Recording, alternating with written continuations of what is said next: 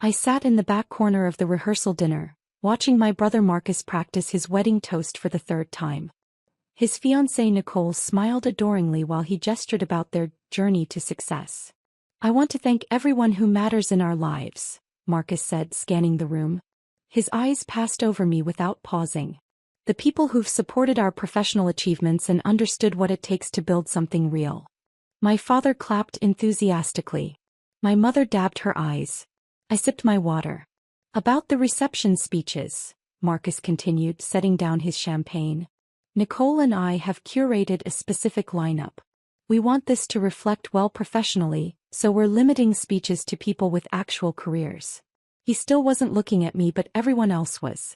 "Marcus," my Aunt Linda said carefully, "what about Rachel?" "Rachel's between opportunities right now," Marcus said with practiced sympathy. "We don't want the evening to feel awkward. This wedding has important guests. My CEO, the executive team, major clients. We need to project success." I'd been between opportunities for 3 months. That's what Marcus told everyone. What he didn't mention was that I'd left my corporate role deliberately, that I'd been consulting privately for a year while maintaining my job as cover, and that I'd finally gone independent full-time. He didn't know because he'd never asked. "That's reasonable," my mother said. "Rachel understands. Don't you, honey?" I understood perfectly.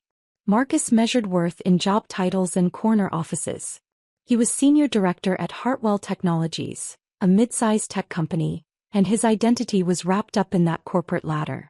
I'd taken a different path. After business school, I'd specialized in merger and acquisition consulting, working quietly with private equity firms and corporate boards. I structured deals, identified targets, performed due diligence. My clients paid premium rates for discretion. It was lucrative work.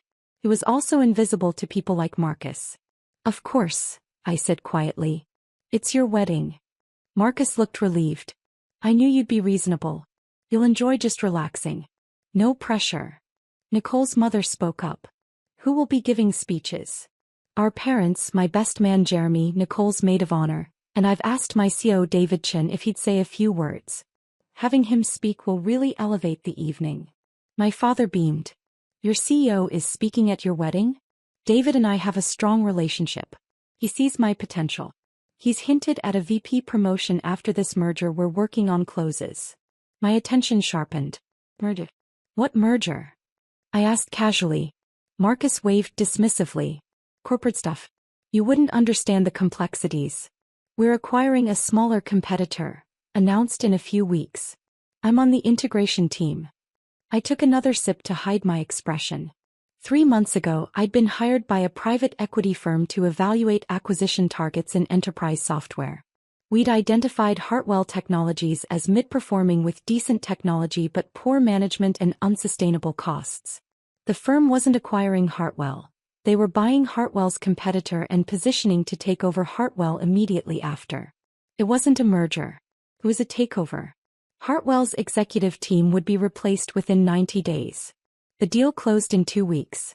Right before his wedding. "Congratulations," I said. "It's career-defining," Marcus said. "David told me I'm being groomed for leadership. This wedding timing is perfect, celebrating my professional ascension and marriage simultaneously." Build up. The wedding day arrived with perfect weather and Marcus's perfect smugness. I'd been seated at table 12, near the kitchen doors with distant cousins and Nicole's college friends. The ceremony was lovely. Nicole looked beautiful. Marcus looked proud. The reception was Marcus's real showcase. Elegant venue, carefully curated guest list. David Chin, the CEO, sat at the head table with the wedding party, unusual placement that showed how desperately Marcus wanted to display that connection. During cocktail hour I kept to myself. Then I saw him approaching. David Chin. I'd met him twice during my Hartwell analysis. He didn't know who I was or what I'd evaluated. Our firm had used a shell company standard practice, but I knew him. I knew his company was drowning in debt. I knew his board was desperate to sell. I knew he'd be out of a job in 8 weeks. "Excuse me," he said, stopping at my table. "Are you Rachel?" Everyone fell silent. David Chin didn't typically approach tables near the kitchen. "I am. Marcus mentioned you work in business consulting. May I speak with you privately?" My tablemate's eyes widened. I followed him to a quiet corner. I apologize for the informality, David said quietly. But I'm in a difficult situation. Your brother mentioned you have an MBA from Wharton. He said you're between jobs, but I'm hoping you might offer advice anyway. What situation? We're closing a merger in 10 days. Acquiring a competitor called Nexus Solutions. But our board received a letter this morning from a private equity firm, Blackstone Equity Partners.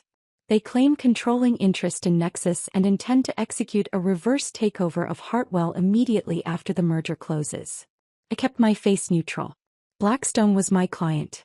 The letter had been part of my recommendation. That sounds complicated. It's a disaster. Our lawyers are reviewing, but it looks legitimate. If it goes through, our entire executive team will be replaced. I'm at my employee's wedding checking my phone every 5 minutes because my career is imploding. He ran a hand through his hair. Marcus said you do consulting work. Have you dealt with private equity takeovers? Do you know anything about Blackstone? The irony was almost painful. I know them. Anything you could tell me, what they look for, how they operate, whether there's any way to negotiate, I'd be grateful. I know this is inappropriate timing. Mr. Chin, I interrupted gently. I can't help you. His face fell. Of course. I shouldn't have asked. I can't help you because I'm the consultant who structured the takeover. The color drained from his face. What? Blackstone hired me 9 months ago to identify acquisition targets in enterprise software. I evaluated Hartwell extensively. My recommendation was to acquire Nexus first, then execute a reverse takeover of Hartwell. The letter your board received came from my analysis. David stared at me. You work for Blackstone? I'm an independent consultant. Blackstone is one of several clients. Does Marcus know? Marcus thinks I'm unemployed. He didn't ask what I actually do. David stood frozen. Then his CEO instincts kicked in. Is there any way to stop this? The deal closes in 10 days. Your board signed the Nexus papers. Legally, there's no way out without penalty clauses that would bankrupt Hartwell. Blackstone structured this to be irreversible. So my career is over. Your career at Hartwell is over. But you're talented. You'll land somewhere else. The severance will be substantial. I made sure of that. He let out a bitter laugh. You structured my severance. I structure everything to be fair to employees. The executive team gets generous packages. Lower-level employees get retention bonuses and job security for 18 months. Blackstone's issue is with Hartwell's leadership strategy, not the workforce. Behind us, the DJ announced dinner service. What about Marcus? David finally asked. That depends on his role. What does he do? Senior Director of Client Integration. He's managing the Nexus merger planning. I pulled out my phone, opened my secure files. Found the organizational chart with Marcus's name and my annotations. According to my research, Marcus spends 60% of his time in meetings that could be emails, 20% creating PowerPoint presentations about other people's work, and 20% managing 2 direct reports who do the actual integration work. His position will be eliminated. His direct reports will be retained and promoted. David's expression shifted. He has no idea who you are. No idea what you're capable of. No. He wouldn't let you give a speech because you're unemployed. Correct. This is. David shook his head. I should get back. The toasts are starting. I assume you'd prefer I not mention this. Do whatever you think is appropriate. It'll be public in 10 days anyway. Revelation. David walked back toward the head table, mind clearly racing. I returned to table 12, where my tablemates peppered me with questions. I deflected with vague comments about business school connections. The toasts began. Marcus's best man told college stories. Nicole's maid of honor cried about friendship. My parents gave emotional tributes. Then David Chin stood up. I wasn't planning to speak tonight, he began. Marcus beamed at the head table. But something remarkable just happened and I feel compelled to share it. Marcus looked even more pleased, thinking his CEO would praise him publicly. I've spent today anxious about a business crisis. A crisis that will become public knowledge soon, so I might as well acknowledge it now. Hartwell Technologies is being acquired. Not the acquisition we planned, we're being taken over by a private equity firm called Blackstone Equity Partners. The room went silent. Marcus's smile froze.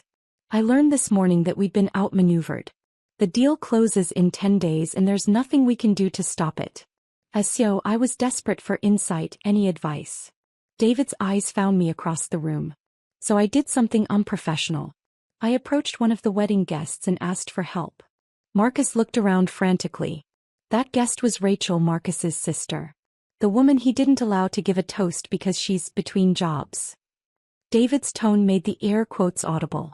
What Marcus doesn't know is that Rachel is the consultant who structured the entire takeover.